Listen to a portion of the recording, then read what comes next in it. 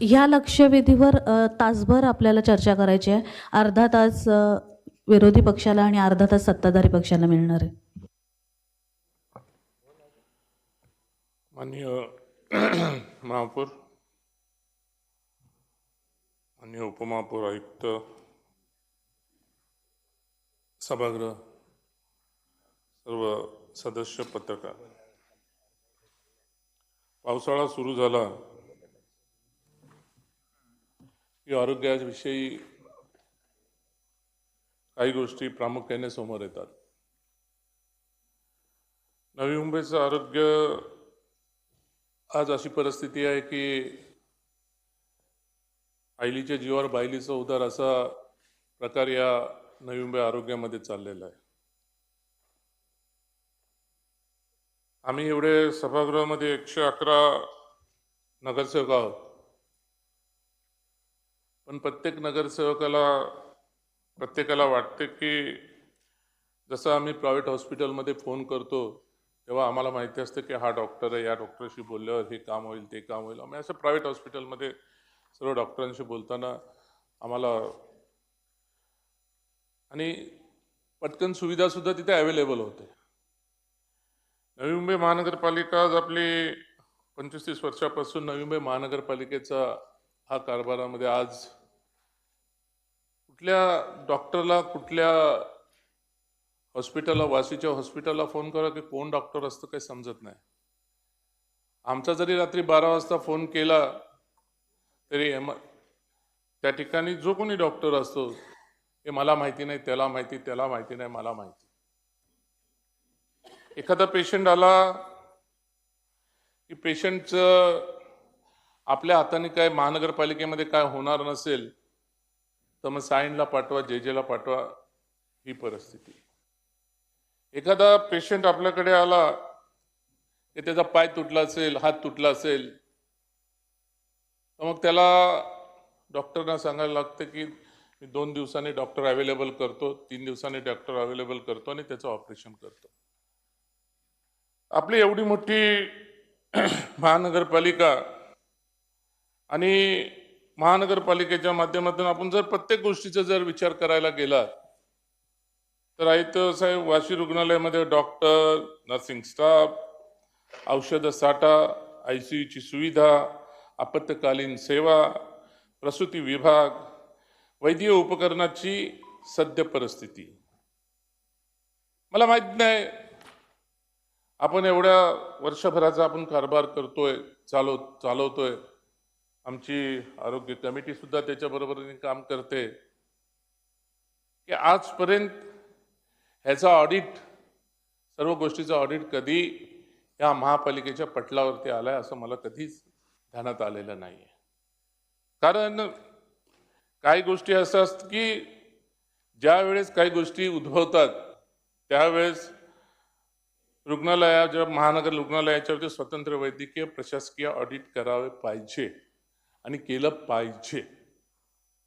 आणि इथं कोण कोणाला उत्तर देणार हे पण मत होतं. आम्ही त्या दिवशी मी आरोग्य समितीचे, आम्ही डॉक्टर होतं, मी होतं, कोण तिथे कोण उत्तर द्यायला सुद्धा कोण बांधील की नाही.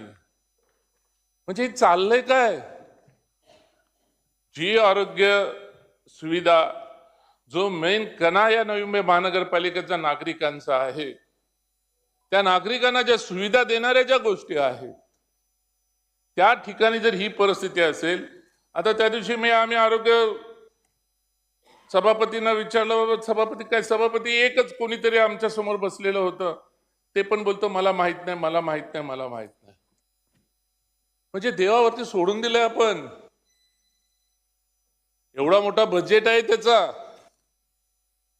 आणि मग ज्या गोष्टीसाठी आपण हे करायला, आता नवीन आता एक वेगळा विषय आला. मला त्या विषयावरती जास्त बोलायचं नाही. तुम्ही बोलताय, झाले मोर्चे झाले, त्याच्यावरती हे झाले, सर्वांनी हे केलं.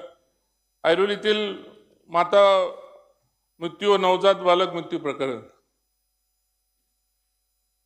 काय त्याच्यावर झालं, आपण एक सस्पेंड केला, विषय संपला. संपत नाही विषय तो. त्याच्याकडे बोट आपल्याकडे येतात. पहिला बोलत होतो आम्ही प्रशासन आहे, प्रशासक आहे, पण आता आमची बॉडी आहे. महापौर बसलाय तिथं, उपमहापौर बसले तिथं, सभागृह नेता आहे, विरोधी पक्ष नेता आहे. लोक बोलताना बोलतात. आजकाल तर मीडियावरती लगेच 4-4 फोटो टाकून तर हे करतात, कुठं गेले. ही परिस्थिती आहे. मी सांगायचे ते म्हणजे मी मागचा अहवाल देतो. मी आता 26चा अहवाल नाही आणला तिथं तुमच्यासोबत. मागचा अहवाल तुम्हाला देतो. माता आणि मृत्यूची संख्या 13 जण आपल्या इथं 23-24ला 13 जणांचा मृत्यू झालाय. 24-25ला 5 जणांचा मृत्यू झालाय. बालमृत्यूंची संख्या किती आहे माहिती आहे तुम्हाला? आयुक्त साहेब, मी आता विचारलं माझ्या आयुक्त साहेब सांगा बालमृत्यूची संख्या किती आहे मागच्या वर्षीची आणि या वर्षीची. नाही सांगता येणार. मागच्या वर्षीची 23-24ची बालमृत्यूची संख्या 150 आहे. कुठे आपण कुठे आहे? पालघरच्या त्या ह्याच्यामध्ये तर नाही ना आपण. बालमृत्यूची संख्या कुठं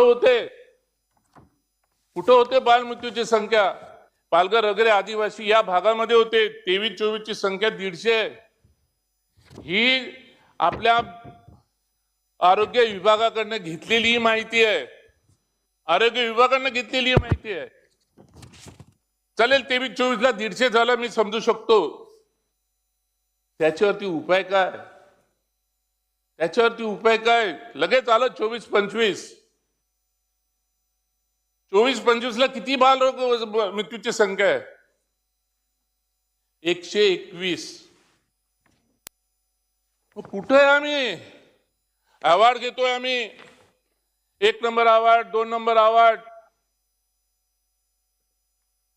चांगले मेडल मिळतात आम्हाला. आम्ही झोपडपट्टीत काम करतो, आम्हाला माहित आहे काय परिस्थिती असते सर्वसामान्य जनतेची. हे हॉस्पिटल आपण बजेट करतो, हे सर्वसामान्य जनतेसाठी आपण केलेलं हे संपूर्ण हे आहे. याच्यामध्ये बालमृत्यू प्रकरणामध्ये आपण आरोग्य गंभीर प्रश्न निर्माण झालाय.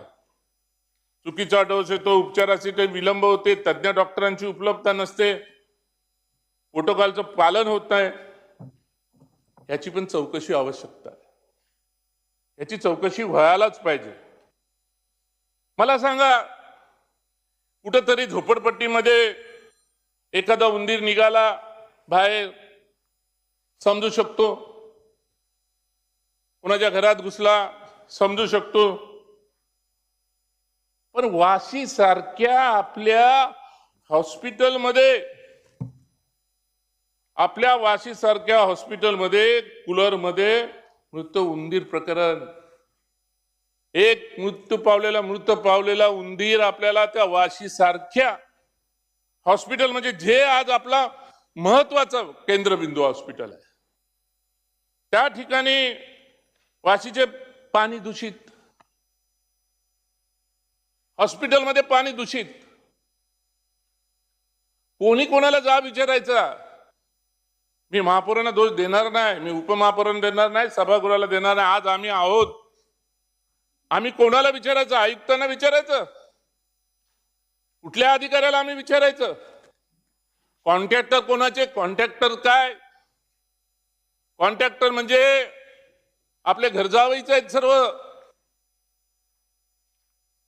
त्या ठिकाणी कॉन्ट्रॅक्टर म्हणजे हा घरजावईसारखा प्रकार आहे. जाब विचारा.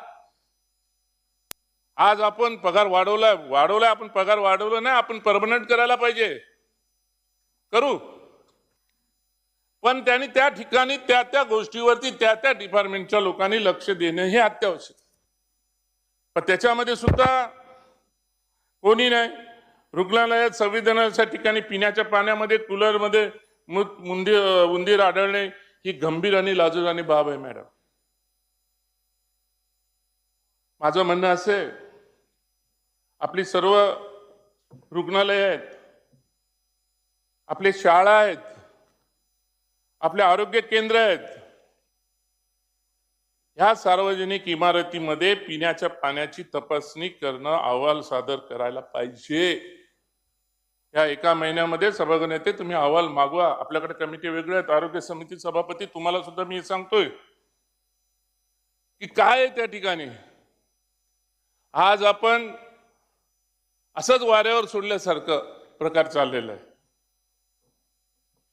या ठिकाणी दूषित पाणी किंवा रुग्णालयातील तुटीबाबत जर कोणी नागरिकांनी तक्रारी दिल्या तर त्या तक्रारदाराला धमकावलं जातं. मी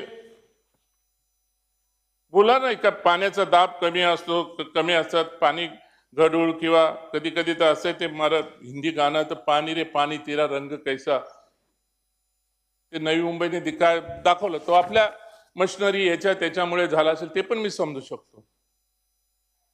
पण अशा ठिकाणी आपण ज्या ठिकाणी ह्या पाण्याचा विषय म्हणजे सार्वजनिक आरोग्य ठिकाणी, या ठिकाणी आपण ह्या सर्व गोष्टी बदलायला पाहिजे. सुविधा तिथं द्या, चांगल्या सुविधा द्या. आपण चांगल्या कमिटी केलेल्या आहेत त्याच्यासाठी. आणि अनेक भागामध्ये जे आरोग्याला अपायकारक होतं त्याच्यामध्ये दूषित, गढूळ, कमी दाबाने पाणी पुरवठा होत असल्यामुळे त्याच्यासाठी सुद्धा पाण्याची गुणवत्ता आपण तपासली पाहिजे. मधल्या काळामध्ये आम्ही समजलं आम्हाला पाणी कमी होतं, गढूळ पाणी येत होतं, काहीतरी तांत्रिक बिघाड होते. शेवटी मशिनरी कधीतरी खराब होणार, ते पण आम्ही समजू शकतो. पण जे कॉन्ट्रॅक्टर आहेत त्याच्यासाठी, जे काम करतात पाण्याच्या जे कॉन्ट्रॅक्टर आहेत, मी तर बोलतो त्या कॉन्ट्रॅक्टरांचा ऑडिट काढा. त्या कॉन्ट्रॅक्टरांचा ऑडिट करा, कोण कॉन्ट्रॅक्टर आहेत. आमच्या इकडे तर काय 11 आणि 12 इंचीचे पाईपलाईन टाकून ठेवलेले आहेत.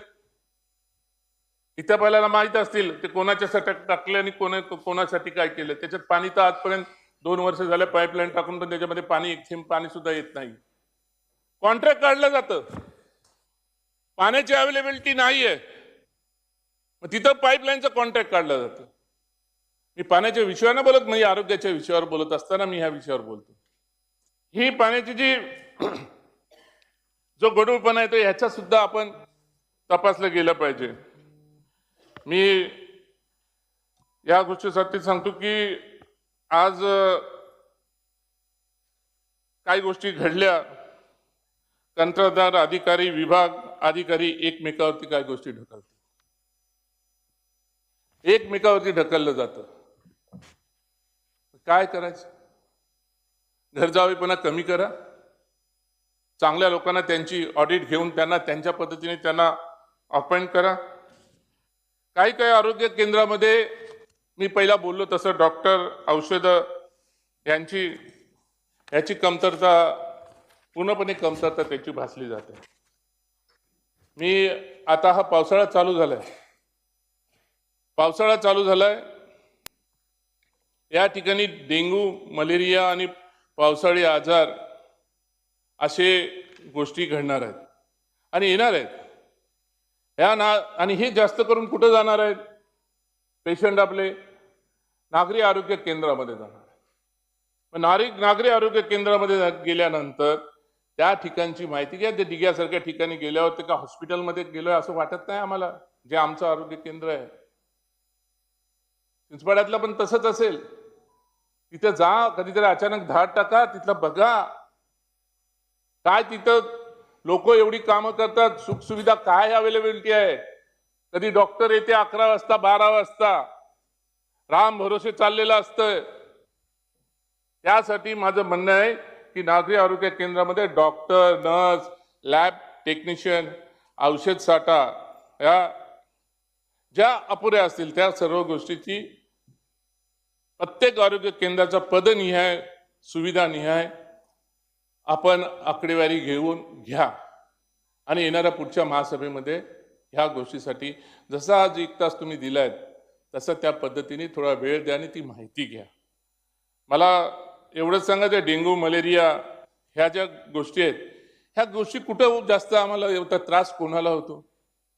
सर्वात जास्त त्रास ते बांधकाम स्थळं असतील, झोपडपट्ट्या असतील, नाले व साचलेले ज्या ठिकाणी नाले असतील, गटार असतील, त्यात कचरा असतो, मी डेंग्यू, मलेरिया, लेप्टोस्पायरोसिस आणि गॅस्ट्रो रुग्णाची विभागीय आकडेवारी आपल्याकडे आहे का पहा. मागच्या वर्षी काय झालं, किती लोक आले, काय आकडेवारी आपल्याकडे बिलकुल नाही आहे. ते ठेवायला पाहिजे आपण.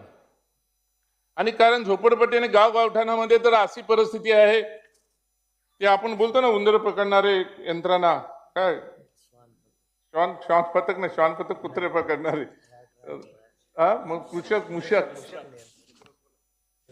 मूषक नियंत्रक गावगावठाण आणि झोपडपट्टीमध्ये त्यांना पाठवाच. आज टाउनशिप मध्ये त्या गोष्टी कमी आढळतात. मांजरा एवढी, शिवराम पाटील बद्दल मांजरा एवढी उंदर झालेली, ही गावगावठाणामधली परिस्थिती आहे. किती कॉन्ट्रॅक्टर आपले घेतो, त्याच्यावर बजेट आपला किती आहे, किती बजेट आहे आपला त्याच्यावरती, किती शेपट्या कापून आणल्यात माहितीच नाही. कोण त्या ठिकाणी कॉन्ट्रॅक्टरला काय आहे, महिन्यामध्ये 20 दिवस आला तरी 25 दिवसाची हाजरी असते त्या कॉन्ट्रॅक्टराच्या, त्या लेबर लोकांची. आणि काय असतं, रात्री उंदर पकडणारी ही रात्री उंदर कुठं पकडायला जातात, कुठे पकडायला जातात, एखाद्या देशी दारूच्या दुकानामध्ये, नाहीतर बियर शॉपीमध्ये, नाहीतर बियर बारमध्ये. करा रात्री, त्यांची रात्री साहेब, त्यांची तुम्ही मेडिकल करा आणि त्यांना विचारा, कुठं एक फोन करा. ही परिस्थिती आहे आपल्याकडे, ही परिस्थिती आपल्याकडे वाढत चाललेली आहे. आणि झोपडपट्टी भागामध्ये तर हा फारच चाललेला आहे. मी बोलताना वाशी रुग्णालयातील दूषित पाणी प्रकरणावरती कोणावर कारवाई झाली का, नाही झाली. ऐरोली माता मृत्यू प्रकरणाचा अंतिम चौकशी अहवाल आला का, कुठे आहे, नाही. या ठिकाणी डेंग्यू, मलेरिया सारख्या रुग्णसंख्येची विभागनिहाय किती आहे माहित नाही. आरोग्य व पाणी पुरवठा विभागातील कंत्राटदारावर दंडात्मक कारवाई किती वेळ झाली ही सुद्धा आपल्याला माहित नाही. महापालिका रुग्णालयामध्ये किती रिक्त पद आहेत हे सुद्धा माहित नाही.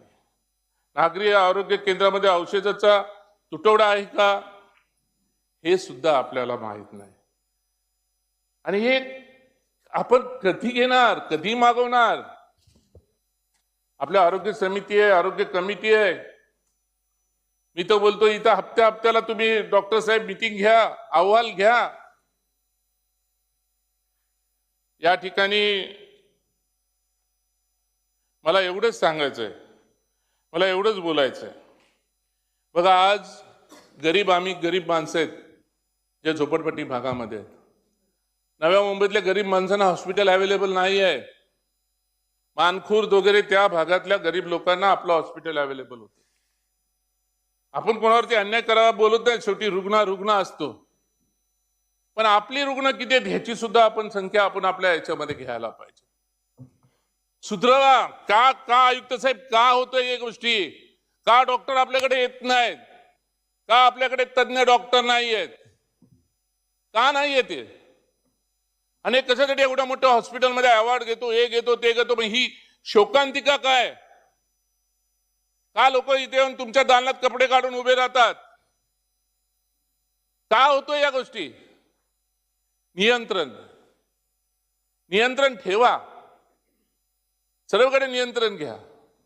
नाहीतरी कोणीतरी बोलणार हे तोडा, ते तोडा हो. पण ज्या गोष्टीसाठी त्याच्यासाठी झगडत बसायचं या महापालिकेमध्ये व्हायला पाहिजे. आणि का पगार कमी देतो का देतो, घ्या ना, ठराव घ्या, शासनाकडे जा, तशी हे घ्या, मंजुरी घ्या. एक तज्ञ नाही. हॉस्पिटल मी पण चालवतो, मला पण माहिती आहेत हॉस्पिटलच्या काय गोष्टी आणि काय गोष्टी मला पण समजतात. हे काय नाही, आपल्या 5 स्टार हॉस्पिटल आहेत. आपले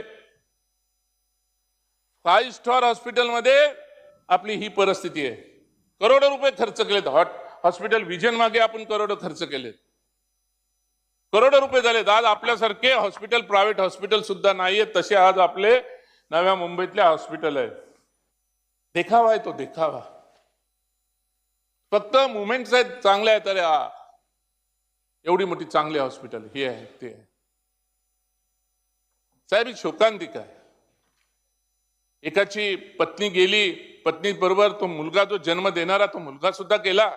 मुलगा होता मुलगी होता मला नाही माहित ते कोण त्याचा एक नाही करू शकत.